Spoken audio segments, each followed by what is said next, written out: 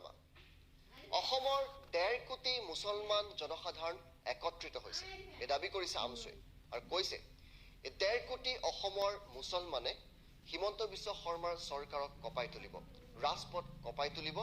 আৰু দ্বিতীয় অসম আন্দোলন আৰম্ভ কৰিব এই 1.5 কোটি মুছলমানে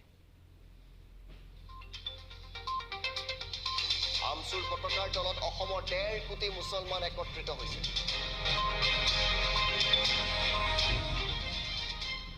তেওঁলোকে কৈছে আমি দিছপুৰ কপাই তুলিম দিছপুৰ অচল কৰি তুলিম 1.5 কোটি মুছলমানে অসমত আৰম্ভ কৰিব দ্বিতীয় অসম আন্দোলন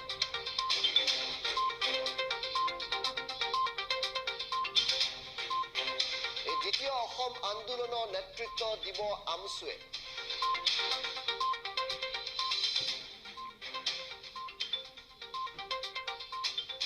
অসমত 1.5 কোটি মুছলমান যেতিয়া ৰাষ্ট্ৰীয় ঘাইপথত উপস্থিত হ'ব দিছপুৰ অচল হৈ যাব এই হুংকাৰ তেওঁলোকৰ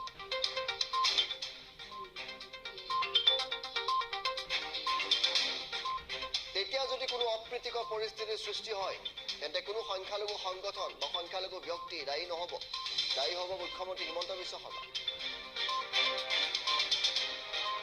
উচ্ছেদক লৈ হিমন্ত চৰকাৰে খেল ধেমালি আৰম্ভ কৰিছে আমছুৰ অভিযোগ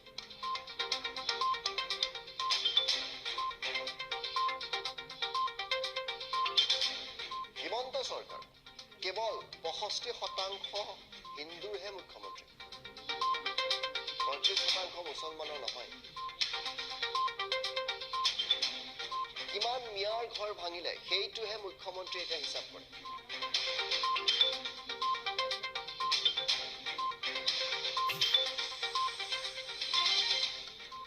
হিমন্ত বিশ্ব শৰ্মা পূৰ্ণাংগ মুখ্যমন্ত্ৰী নহয় অসমৰ আমছুৰ দাবী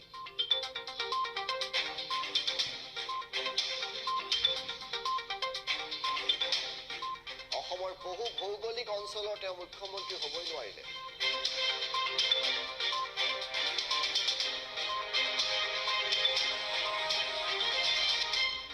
আমছুৰ পতাকাৰ তলত অসমৰ 1.5 কোটি মুছলমান একত্ৰিত হৈছে বুলি আমছুৱে দাবী কৰিছে আৰু আমছুৱে এই মুহূৰ্তত কি হুংকাৰ দিছে সম্পাদক ইমতিয়াজ হুছেইনে কি কৈছে আমি আপোনালোকক শুনাইছো আমছুৰ পতাকাৰ তলত বৰাক ব্ৰহ্মপুত্ৰ উজনিৰ পৰা নামনি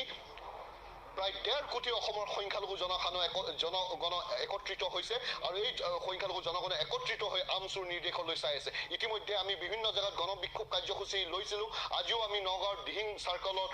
অফিচাৰত কাৰ্যালয়ৰ সন্মুখত এক গণবিক্ষোভ কাৰ্যসূচী লৈছো অহা 22 তাৰিখে গোসাইগাঁৱত আমি এক গণবিক্ষোভ কাৰ্যসূচী লৈছো অহা জানুৱাৰী মাহত আমি দিল্লীত আমি এক বৃহত্তৰ আকাৰে এক বুদ্ধিজীৱী সন্মিলন কৰি আছো য'ত আমি অসমত চলি থকা এই যোনটো স্বৈৰাচাৰী আচৰণ যে অগণতান্ত্ৰিক অসংবিধানিক আচৰণ এইখিনি কথা আমি গোটেই ভাৰতবৰ্ষৰ বুদ্ধিজীৱীৰ ওচৰত ভাৰতবৰ্ষৰ ৰাইজৰ ওচৰত আমি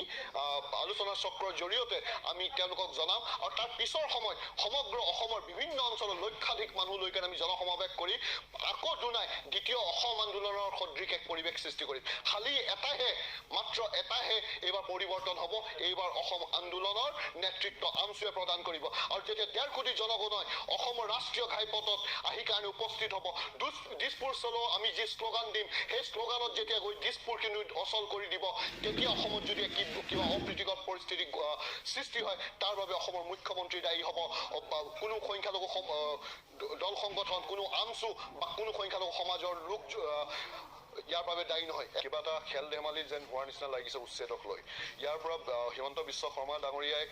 হিচাপ দিয়ে যে ইমান মিয়াৰ ঘৰ আমি ভাঙি দিলো ইমানখিনি মিয়াৰ ল'ৰা ছোৱালী আমি ৰাস্তা ঘাটে থাকিবলৈ বাধ্য কৰি দিছো বা ইমানখিনি মহিলাই আজি গা ধুবলৈ জগা পোৱা নাই বা ইমানখিনি বৃদ্ধা আজি ঠাণ্ডাত ককবকাই মৰি আছে এইবোৰ মেছেজ দিয়াৰ লগে লগে কোনোবা এটা সাম্প্ৰদায়িক দল সংগঠনে তেওঁলৈ খুব মানে ৰাজনৈতিকভাৱে পুৰস্কৃত কৰে আৰু সেয়েহে তেওঁ নিৰ্বাচনৰ এবাৰ মুখ্যমন্ত্ৰী হৈ যোৱাৰ পাছতে যদিও আমি অসমৰ প্ৰত্যেকজন লোকে তেওঁক মুখ্যমন্ত্ৰী হিচাপে মানি লৈছিলোঁ, 100% অসমীয়াৰ মুখ্যমন্ত্ৰী হিচাপে মানি লৈছিলোঁ, তেওঁক আমি গোটেই অসমৰ ভৌগোলিক অঞ্চলৰ মুখ্যমন্ত্ৰী হিচাপে মানি লৈছিলোঁ, কিন্তু দুৰ্ভাগ্যজনক কথা তেওঁ এজন খুবেই আনলাকি চিফ মিনিষ্টাৰ বুলি কওঁ, যোনে আজি এজন মুখ্যমন্ত্ৰী হৈ পূৰ্ণাংগ মুখ্যমন্ত্ৰী হ'ব নোৱাৰিলে। তেওঁ 65%ৰে মুখ্যমন্ত্ৰী, তেওঁ অসমৰ বহু ভৌগোলিক অঞ্চলত তেওঁ মুখ্যমন্ত্ৰী হিচাপে নহ'ল। তেওঁ ভাৰতৰ গণতান্ত্ৰিক গণৰাজ্যৰ ইতিহাসত প্ৰথমজন অৰ্ধ মুখ্যমন্ত্ৰী। আমচুৰ পতাকাৰ তলত বৰাক ব্ৰহ্মপুত্ৰৰ উজনিৰ পৰা নামনি প্ৰায় 1.5 কোটি অসমৰ সংখ্যালঘু জনগণ একত্ৰিত হৈছে আৰু এই সংখ্যালঘু জনগণ একত্ৰিত হৈ আমচুৰ নিৰ্দেশলৈ চাই আছে। ইতিমধ্যে আমি বিভিন্ন জেগাত গণবিক্ষোভ কাৰ্যসূচী লৈছিলোঁ। আজিও আমি নগাঁৱৰ দিহিং চাৰ্কল অফিচাৰত কাৰ্যালয়ৰ সন্মুখত এক গণবিক্ষোভ কাৰ্যসূচী লৈছোঁ। অহা 22 তাৰিখে গোসাইগাঁৱত আমি এক গণবিক্ষোভ কাৰ্যসূচী লৈছোঁ। অহা জানুৱাৰী মাহত আমি দিল্লীত আমি এক বৃহত্তৰ আকাৰে এক বুদ্ধিজীৱী সন্মিলন কৰি আছোঁ, য'ত আমি অসমত চলি থকা এই যোনটো স্বৈৰাচাৰী আচৰণ, যি অগণতান্ত্ৰিক অসাংবিধানিক আচৰণ, এইখিনি কথা আমি গোটেই ভাৰতবৰ্ষৰ বুদ্ধিজীৱীৰ ওচৰত, ভাৰতবৰ্ষৰ ৰাইজৰ ওচৰত আমি আলোচনা চক্ৰৰ জৰিয়তে আমি তেওঁলোকক জনাম। আৰু তাৰ পিছৰ সময়ত সমগ্ৰ অসমৰ বিভিন্ন অঞ্চলৰ লক্ষাধিক মানুহলৈকে আমি জনসমাৱেশ কৰি আকৌ দুনাই দ্বিতীয় অসম আন্দোলনৰ সদৃশ এক পৰিৱেশ সৃষ্টি কৰিম। খালি মাত্ৰ এটাহে এইবাৰ পৰিৱৰ্তন হ'ব। এইবাৰ অসম আন্দোলনৰ নেতৃত্ব আমচুৱে প্ৰদান কৰিব। আৰু যেতিয়া 1.5 কোটি জনগণই অসমৰ ৰাষ্ট্ৰীয় ঘাইপথত আহি কাৰণে উপস্থিত হ'ব, আমচুৰ পতাকাৰ তলত অসমৰ 1.5 কোটি মুছলমান একত্ৰিত হৈছে বুলি দাবী কৰিছে আমচুৱে। অসম অস্থিৰ কৰি তুলিব, দিছপুৰ অচল কৰি তুলিব।